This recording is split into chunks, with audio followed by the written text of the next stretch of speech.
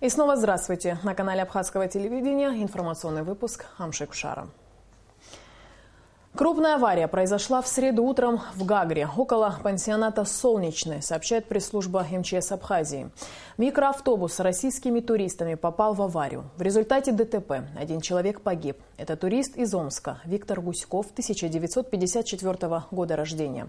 По предварительной информации, микроавтобус «Мерседес Скания» столкнулся с автомашиной марки «Ниссан». В 10:03 получили информацию на дежурную часть, что в районе Гагры столкнулись две машины, это микроавтобус «Мерседес» с «Ниссан» легковушка. В результате сперва была информация, что пострадало 21 человек, а потом, по последним данным, добавилось еще 6 человек. К сожалению, один человек погиб в больнице, все остальные были доставлены в Гагрскую больницу. Сперва была информация, что 5 было детей, а сейчас еще добавилось 4. 27 человек обратились в общем в больницу, из них 13 человек госпитализированы, а все остальные были отправлены домой. В этот же день, около 11 утра, в районе Сухумская ГЭС, в результате несчастного случая погиб один человек. Это Александр Беркун, 1971 года рождения. Житель поселка Дранда Гулрыбского района, сообщает пресс-служба МЧС Абхазии.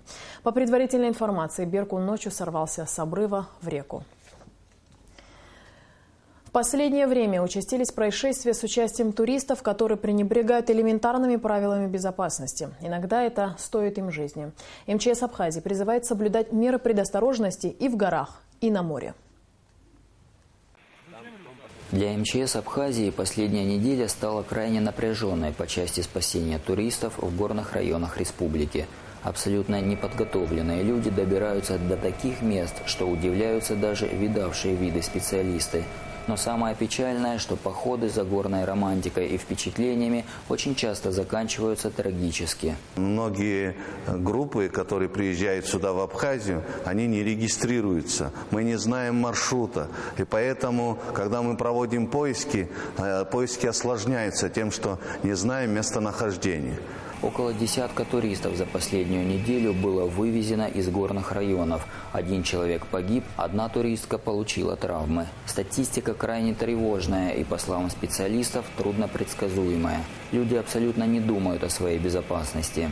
Поэтому убедительная просьба всем туристам, те, кто приезжает сюда в Абхазию, пожалуйста, обращайтесь, говорите, по какому маршруту идете. И мы всегда окажем содействие, и мы это возьмем на контроль, и нам всегда легче оказать вам помощь быстро, оперативно и эффективно.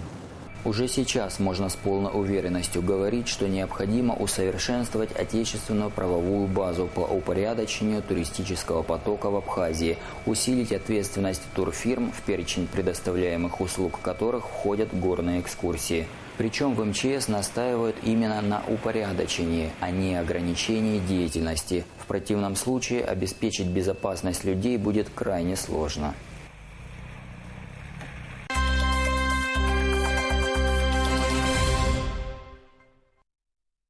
В Сухуми начался юбилейный 15-й фестиваль «Хибла. Герзмава приглашает». Перед открытием фестиваля президент Рауль Хаджимба принял оперную певицу Хиблу Герзмава, художественного руководителя Московского академического музыкального театра имени Станиславского и Немировича Данченко Александра Тителя и музыкального руководителя Феликса Коробова.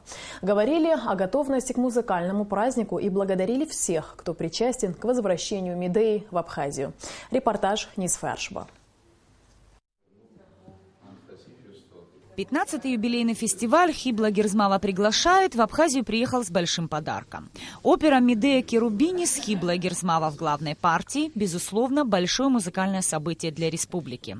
Рауль Хаджимба выразил оперной диве благодарность за вклад в развитие культуры и заверил, что государство будет оказывать содействие и поддержку фестивалю. Провести такое мероприятие на земле, где так или иначе сама эта постановка имеет отношение ко всем этим нашим красотам.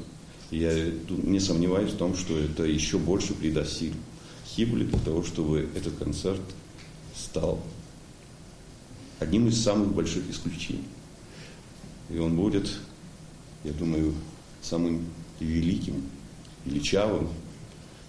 И продолжение это будет иметь место. Мы всегда поддержим, мы будем рядом и готовы вот в этом направлении работать.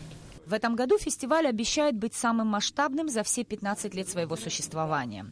Место проведения выбрано не случайно. Медея должна была вернуться к берегам Колхиды. В этом символичность постановки именно в этом месте, на руинах древней Сухумской крепости на набережной Диоскуров. Рауль Дюнкович, вы знаете, я с удовольствием приехала с моим московским домом, театром Станиславского Немировича Данченко, и спасибо Александру Борисовичу Тителю за то, что у нас есть этот спектакль. И он априори должен быть здесь, и исторически. И мне кажется, что сегодня действо будет очень интересное и значимое, и не только для Абхазии, а для нас тоже.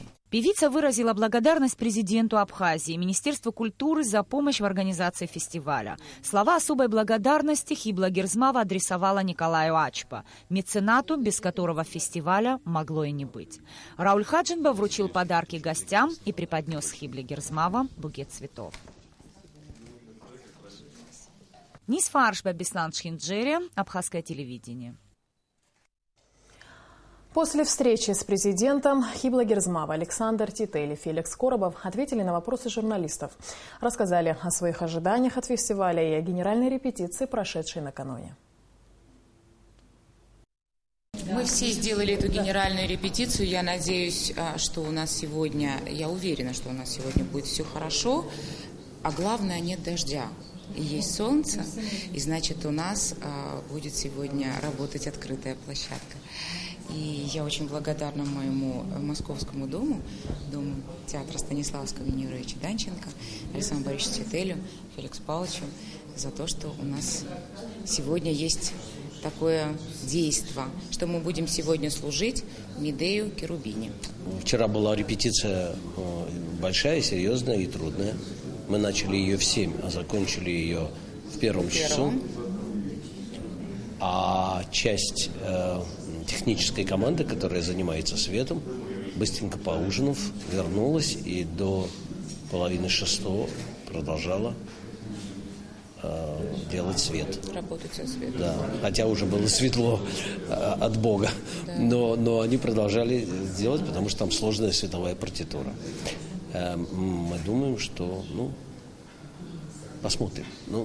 Все будут стараться. То, что мы привезли Медею на родину героини и на родину певицы, играющей и поющей эту героиню, это, по-моему, очень здорово. Может быть, изначально как-то так и даже в каком-то дальнем углу и планировалось, что вот мы сделаем Медею, сделаем ее с Хиблой, а потом, глядишь, она и поедет на родину героини. Вот так все случилось. На самом деле, вчера была действительно очень тяжелая репетиция, но это для всех, для нас впервые. И для нас, и для вас. Потому что такой грандиозный проект впервые на абхазской земле. Но и для нас работа в таких условиях непривычна. Поэтому все вчера пробовалось в первый раз. Интерес к настоящему искусству очень высок. Я благодаря Хибле в Абхазии уже 14-й год и 4-й фестиваль. И я вижу, как постепенно страна, глаза людей вот на первых фестивалях, когда еще была боль от войны, когда еще были заминированы пляжи, когда еще была какая-то ужасающая разруха, и как постепенно народ начинает улыбаться, как постепенно в глазах появляется жажда жизни. И все эти 15 лет был Хиблин фестиваль. Это один из стержней, мне кажется, того, что происходит у вас. Потому что тяга к культуре в абхазском народе была всегда.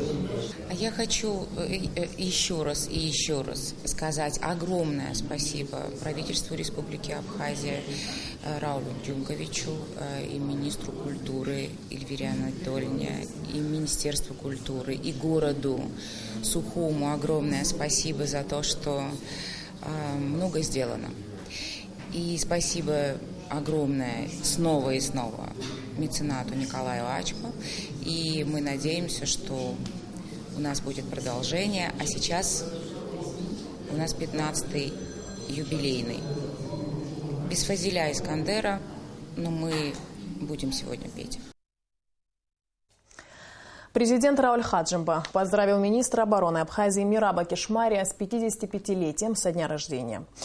Ваш жизненный и профессиональный путь – яркое свидетельство высокой ответственности за судьбу страны и народа, безответной преданности Республики Абхазия. В осуществленных под вашим руководством успешных военных операциях, как в годы Отечественной войны народа Абхазии, так и после нее, включая освобождение Кадорского ущелья в 2008 году, со всей силой проявлялись ваши высочайшие профессиональные качества и знания, мужество и отвага. Отмечается в частности в поздравлении президента. Сотни свечей зажглись в Сухуми в память о великом Фазиле. Государственный комитет по молодежной политике и компания «Аквафон» провели совместную акцию под названием «Харах Фазиль». В памятном мероприятии приняли участие деятели культуры, представители абхазской интеллигенции, а также молодежь. Репортаж Сари Исмар. Чик и Ника, красующиеся на Сухумской набережной, как свидетельство всенародной любви к творчеству Фазиля Искандера.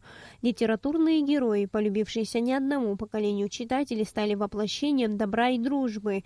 Именно к этому месту вчера вечером приходили люди, возлагали цветы и зажигали свечи в память о любимом писателе. Государственный комитет по молодежной политике и компании «Аквафон» было принято решение провести траурный вечер в память Фазиля Абдуловича, так как значимость фигуры Фазиля Абдуловича переоценить невозможно.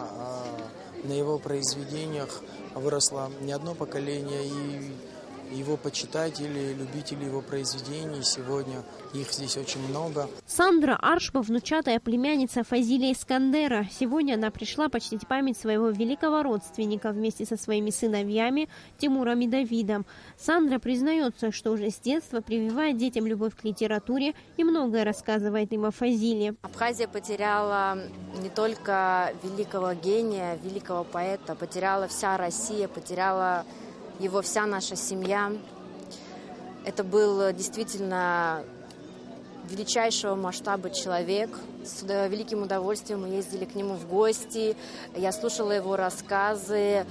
Было крайне интересно слушать его. Всегда я представляла то, что он рассказывает в своей голове, и сразу выстраивалась картина. То есть настолько интересно и продуманно, и до мелочи. Акция под названием «Харах Фазиль» была инициирована компанией «Аквафон». Помимо свечей и минуты молчания в память о великом Искандере, также здесь была воспроизведена аудиозапись с известными цитатами из произведений современного классика. Здесь собралось большое количество людей. Это действительно...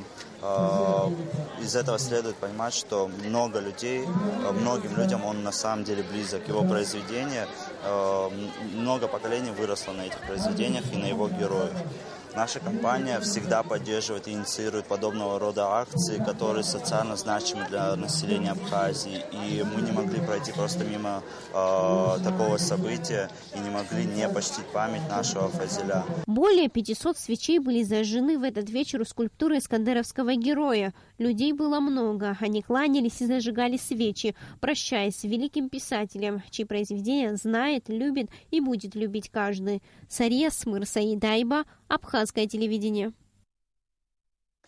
В нашей программе сегодня смотрите расширенный репортаж церемонии прощания с Фазилем Искандером в Москве. В операционном блоке республиканской больницы устанавливают новое оборудование. Сейчас все на стадии комплектации. Высокотехнологичное оборудование приобретено для 5 больниц республики при российской финансовой помощи в рамках инвестиционной программы. Наши корреспонденты побывали в республиканской больнице и выяснили, когда же ждать открытия нового операционного блока. Репортаж Амры Амичпа.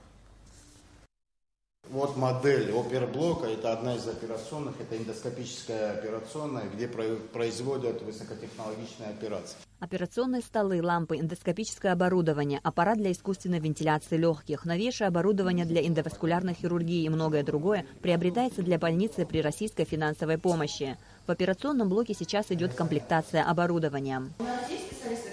Безусловно. Мы прежде всего все оборудование поступившее готовили под специалистов изначально. Отремонтированный операционный блок лечебного учреждения, в котором будут располагаться 11 операционных, недавно был сдан строителями, но эксплуатировать его медики не могли, так как он не оснащен необходимым оборудованием. Этаж, на котором располагается операционный блок, будет изолирован. Сюда переведут все операционные блоки. Предусмотрены отдельные лифты, с помощью которых больные доставляются на операцию из отделений. Замминистра здравоохранения Томас Сахнаки уточнил, что к концу года все 5 государственных больниц республики будут укомплектованы высокотехнологичным оборудованием в рамках комплексного плана содействия социально-экономическому развитию Абхазии. Это оборудование экспертного класса, в том числе исследовательского класса, которое позволяет нам на совершенно новом, качественном, эффективном уровне оказывать медицинскую помощь нашим гражданам. Все основное высокотехнологичное оборудование уже завезено. Для полной комплектации операционного блока республиканской больницы осталось немного. Опять же, по программе российской финансовой помощи заказаны и должны завести хирургический инструментарий, медицинское силовое оборудование и вспомогательный расходный материал. Амрамич Баильдар Дамиров, Абхазское телевидение. И к другим событиям. Месяц назад неустановленными лицами была похищена секретарь политической партии «Единая Абхазия» Ирина Дочи. В связи с этим председатель партии Сергей Шамба обратился с заявлением к руководству страны и правоохранительным органам. Прошел ровно месяц с тех пор, как в центре города, на улице Леона, недалеко от городского отдела милиции, была похищена Ирина Дочи, член политсовета нашей партии, секретарь политсовета. Мы обращались к высшему руководству страны, нас уверяли, что дело взято на контроль, и есть большие надежды на то, что оно будет раскрыто, но вот уже прошел месяц, и мы не видим каких-то эффективных действий со стороны правоохранительных органов. Это нас очень огорчает, поэтому мы вынуждены сделать сегодня заявление с призывом к руководству страны, к правоохранительным органам проявить все свои профессиональные качества для того, чтобы это дело было раскрыто. Совсем недавно, во время проведения чемпионата по футболу в Сухуме, был похищен наш гражданин. Это прошло безнаказанно для похитителей. Не прошло немного времени, было совершено еще более вопиющее преступление, когда женщина, мать, была похищена прямо в центре города. Это был такой вызов обществу брошен. Нас удивляет не только то, что правоохранительные органы в этих случаях оказываются неспособными раскрыть эти преступления. Нас удивляет молчание общества. Ни одна общественная организация, ни женские организации, ни общественная палата не стала обсуждать эти вопиющие факты, которые происходят в нашем обществе. Я в связи с этим вспомнил слова одного немецкого пастора, который говорил о том, что немецкое общество и интеллигенция молчаливо смотрели на действия нацистов. И объяснял это тем, что, как он говорил, когда пришли за коммунистами, я молчал, потому что я не коммунист. Когда пришли за евреями, я молчал, потому что я не еврей. Когда пришли за католиками, я молчал, потому что я протестант. А когда пришли за мной, некому было за меня заступиться. Вот так, пока беда не постучится в наш дом, мы все молчим.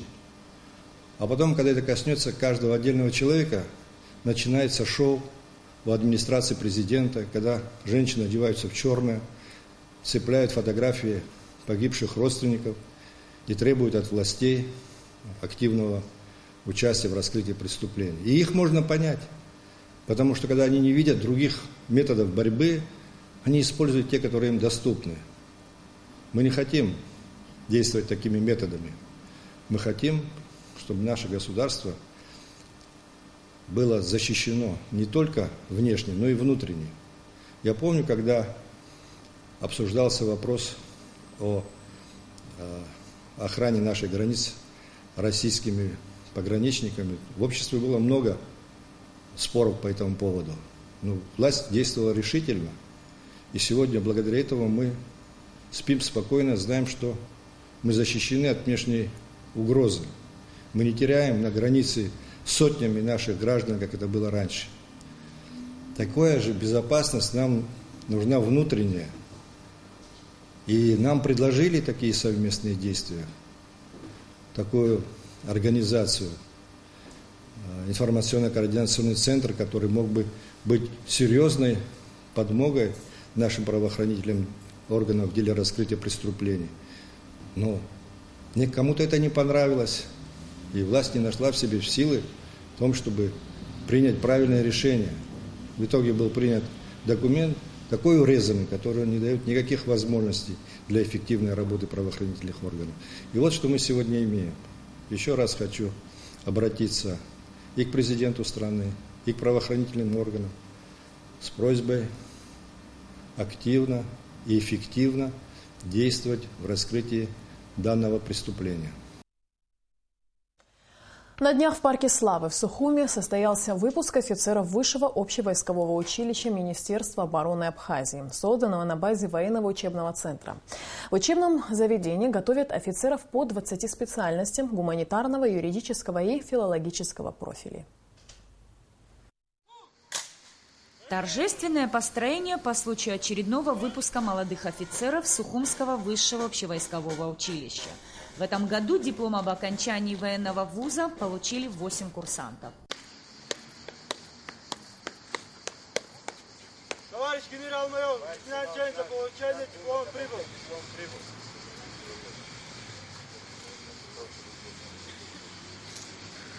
Служу Республики Абхазия. Поздравляю вас с присвоением воинского звания лейтенант. 4 года пролетели очень быстро.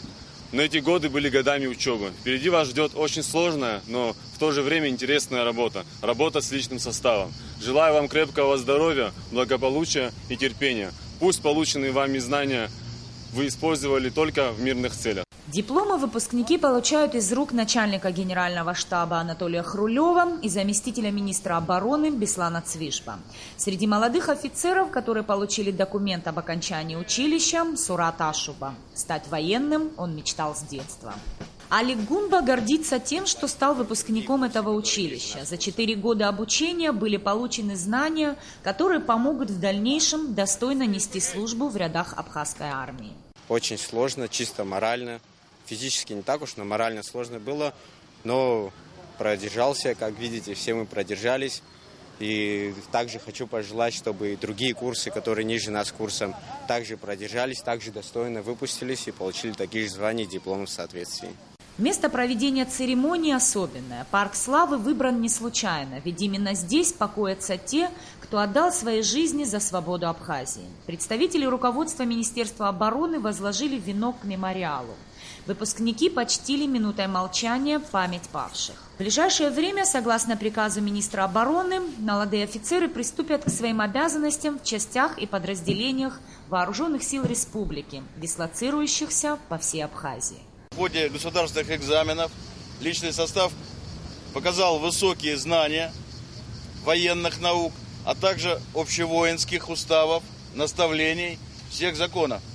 И мы на вас надеемся, товарищи офицеры, что вы будете воплощать все полученные знания в училище в практическую жизнь, обучать личный состав и помнить все время, что солдат дает нам с вами звание, уважение и авторитет. На этом должна строиться ваша работа. Военное училище было создано в 2000 году на базе военного учебного центра. За это время состоялось 8 выпусков. Благодаря СВОКу более сотни молодых квалифицированных офицеров служат в различных силовых ведомствах страны. Слава офицерам Абхазии! Слава! Слава! Слава!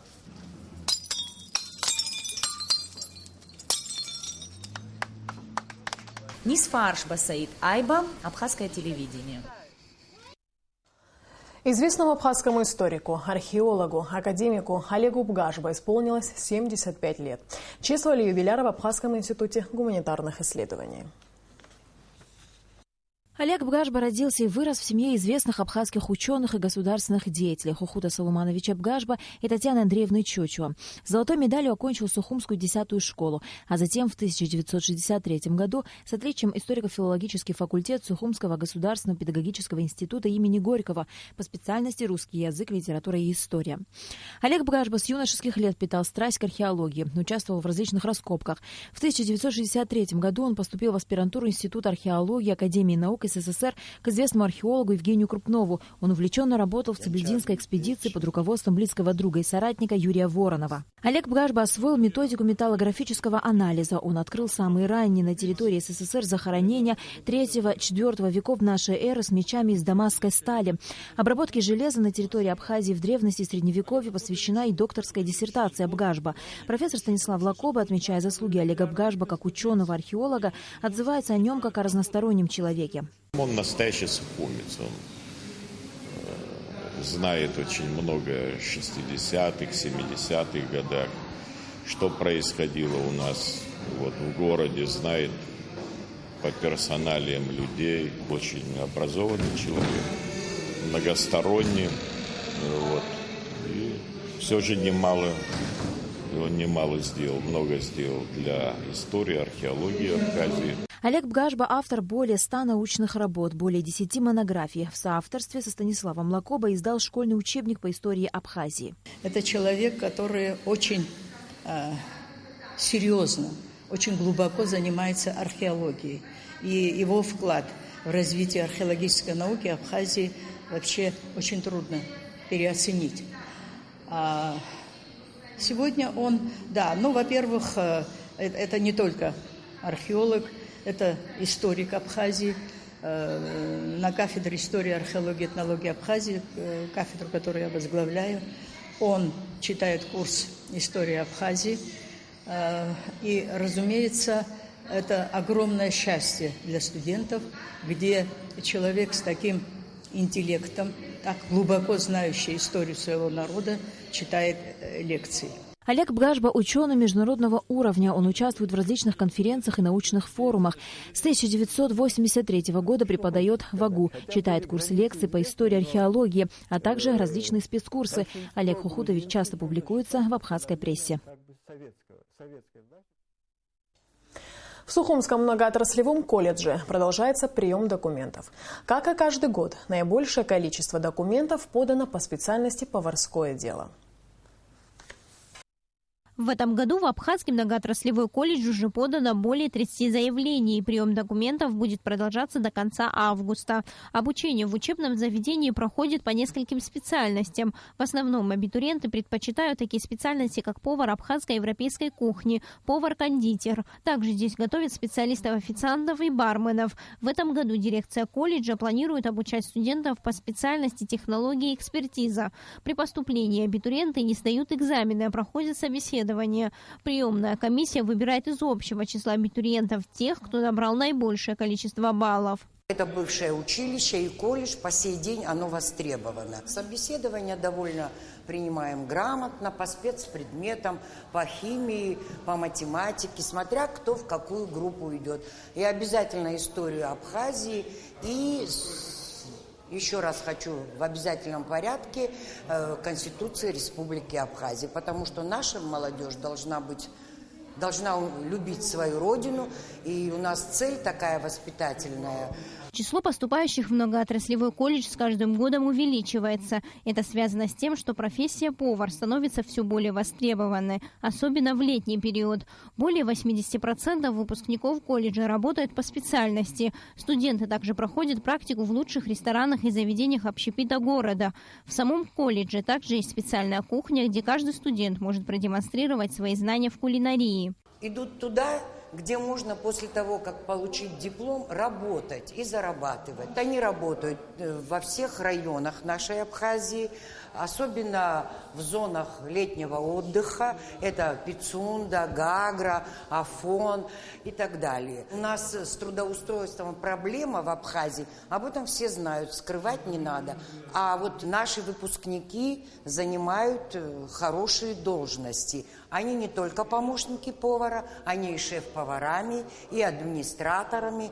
Есть даже некоторые ученики, которые уже работают и директорами. Пожалуй, сегодня в колледже это единственный факультет, который считается востребованным. На остальные специальности, такие как бухгалтерское дело, экономика и право, набор небольшой.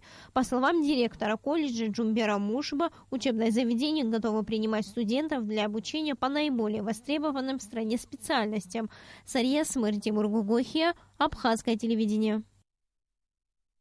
По инициативе общества охотников и рыболовов в республике уже второй год подряд колхидских фазанов выпускают на волю. Согласно наблюдениям специалистов, эти птицы хорошо адаптируются в лесах Абхазии. Более 100 птенцов были выпущены в Ачамчирском районе. Мы начали в 2015 году выпускать природу птицу. Сообщество охотников приняло решение ежегодно выпускать. И для чего? Для того, чтобы в природе ежегодно наблюдается спад охотничьих видов птиц. Все меньшее количество прилетает к нам. Из-за этого мы хотим иметь ту птицу, которая будет у нас жить, не перелетная, а седлая птица. А сейчас о погоде. По сообщению гидрометеослужбы, в Абхазии ожидается переменная облачность, ночью и утром без осадков.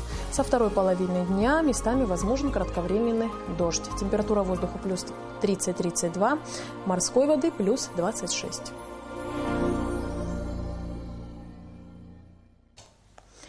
На этом наш выпуск завершен. Всего доброго и до встречи в эфире.